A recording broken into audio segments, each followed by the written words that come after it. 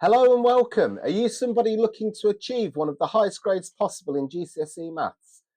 If you are, then please continue watching this video on algebraic fractions and more specifically, the adding and subtracting of algebraic fractions.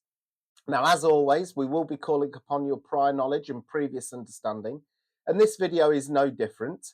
To be more precise, we will be looking at your ability to add and subtract what we could call numerical fractions. But like I say, if you're looking to achieve one of the highest grades possible, then please continue watching. So without further ado, let's take a look at question 1. I'll just begin by scrolling my screen down slightly. There we go. So we have x over 3 add x over 4, and we're being asked to simplify fully. Now, I've already said we'll be looking at your knowledge of how we add and subtract numerical fractions, and this is no different. Now, some people generate their common denominator, which is an absolute must when adding and subtracting fractions, by multiplying the denominators together, which is fine. But there are occasions, of course, where there is actually a lowest common multiple. Now, in this case, the lowest common multiple of 3 and 4 is in fact 12, and actually it's the same as multiplying together 3 and 4. So in this case, our lowest common multiple is indeed generated by multiplying together the 3 by the 4, which will give us 12. So there's our starting point. And we're adding. Ask ourselves this: what have we done to the left-hand denominator in order to get the 12? We've multiplied by 4. As a result, we must multiply the numerator by 4. So that will give us 4x. What have we done to the right-hand denominator to get 12? We've multiplied it by 3, so we must multiply the right-hand numerator by 3, and that will give us 3x. Now, because we have our common denominator, we can simply work out the answer. 4x add 3x, well, that gives us 7x. And just to keep things nice and neat, I'll take my ruler. Remember, when we add fractions, very basic, we don't add the denominators. So we're left with 7x over 12. And that is simplified fully because 7 and 12 don't have a common factor. Let's take a look at question 2. Again, I'll just scroll the board down slightly. Now in question 2, we're being asked to simplify x over x plus 2 plus 3 over x plus 2. Now, straight away, I quite like the maths. It's very, very straightforward because we already have a common denominator. So I can just get on with simply adding my numerators.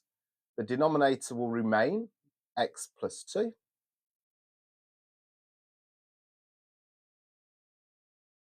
Like so. And our numerator will be x plus 3. However, there is another part to this question. It says state any restrictions. Now, a restriction is a value for which our expression is undefined. In other words, we'll be asked to divide by 0, which at GCSE level just simply isn't possible. Now, what we have to ask ourselves, is there a value of x which will make this denominator 0? In other words, something add 2 is 0. Well, yes, there is. X equals 2 would make the denominator 0. So our restriction is x cannot equal negative 2. Quite straightforward, but it is quite an abstract sort of word, I suppose, to be faced with in an exam. It's one of those things, you'll know it if you know it, but if you don't, you will struggle. So it's something we do need to be aware of. So let's look at question 3. Again, I'll scroll down. Now in question 3, I suppose we're looking at question 1 and 2 in combination. In other words, we don't have a common denominator, links to question 1, and we are being asked for any restrictions. Well, that links to question 2. So the first thing we need to do is generate our common denominator. And again, I will be using a ruler just for that clarity. Our common denominator, I will multiply my denominators together. So my common denominator is x multiplied by x plus 1.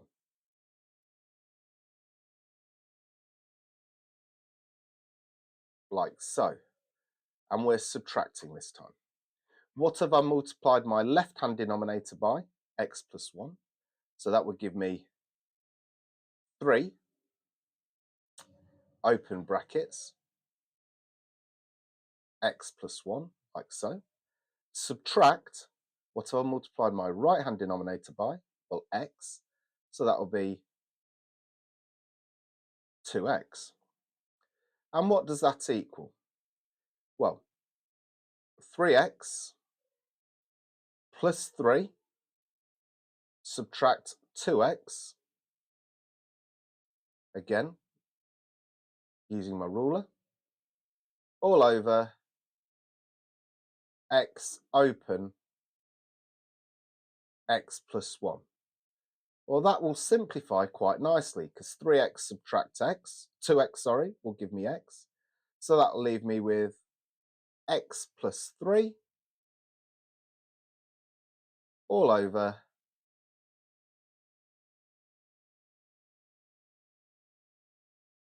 x open brackets x plus 1 close brackets. However, there is a part B. We have to state any restrictions.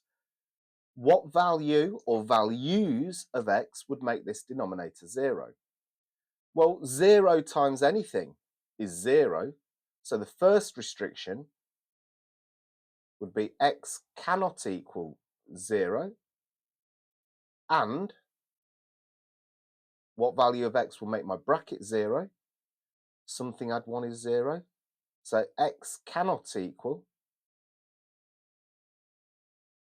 -1. So on this occasion, there are 2 restrictions. Let's start on question 4.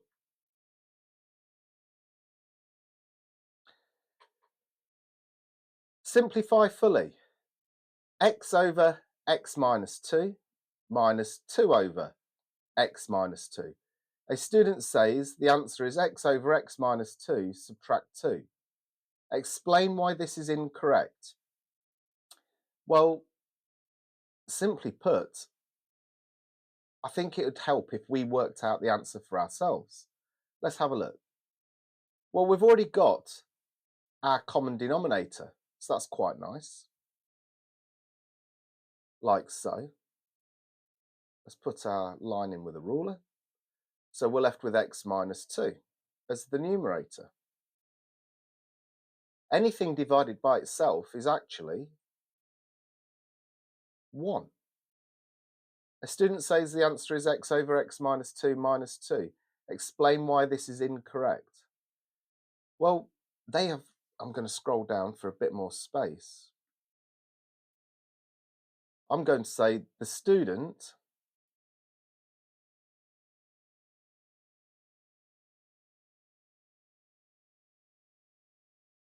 has incorrectly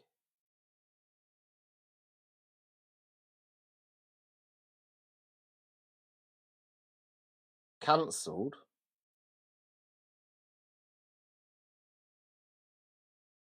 the right-hand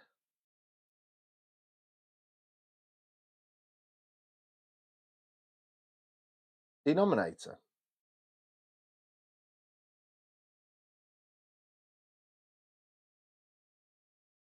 The answer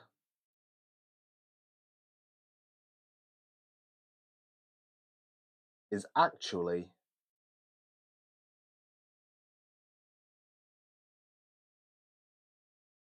1. Now, as always, if we have touched upon any topics in this video that you think you might need further support with, please check out our other videos. But for now, the very best of luck in your quest to achieve one of the highest grades possible in GCSE Maths. Thank you for watching.